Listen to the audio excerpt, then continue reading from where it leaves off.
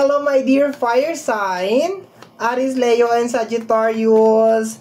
Daily gabay. June 16, okay? Kasi ilang beses ko na nababasa yan sa comment section na please, gawa ka naman ng daily gabay, di ba? So, sige, dahil meron naman tayong spare time, gagawa tayo ng daily gabay, okay? So, my dear fire sign, although meron naman akong second half of June, sige, mag-daily tayo. Okay, my dear fire sign, we have here the 9 of Wands. Ilan ba to? 3 cards, okay.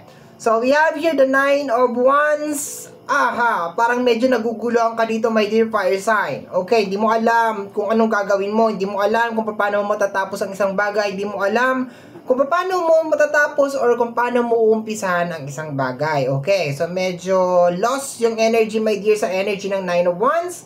Ang kanyang kasama sa likod ay ang the Knight of Wands. So, ang dami mong gustong gawin, my dear fire sign, pero hindi mo alam talaga kung saan ka mag-uumpisa. Okay? Or baka meron ka ng ginagawa, pero hindi mo alam kung paano mo naman tatapusin. Pero pakaramihan ko marami sa inyo, my dear, ang gusto mag-umpisa ng something, pero hindi ninyo alam kung paano ninyo uumpisahan. Medyo magulo ang isip mo dito, my dear.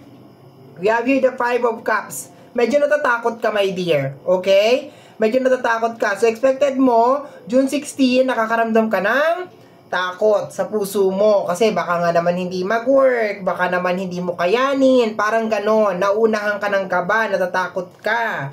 Okay? So, tingnan natin, my dear fire sign.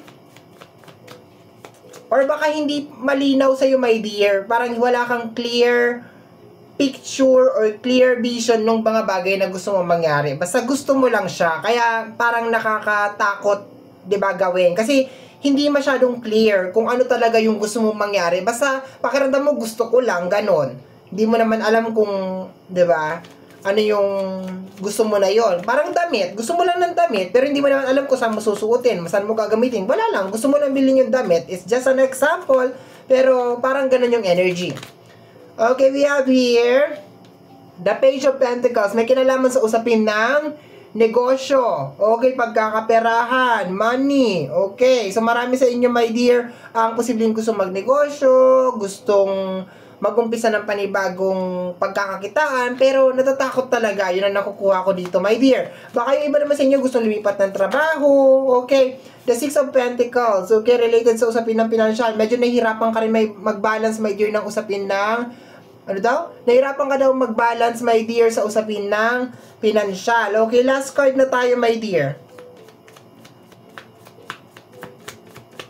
Okay, last card.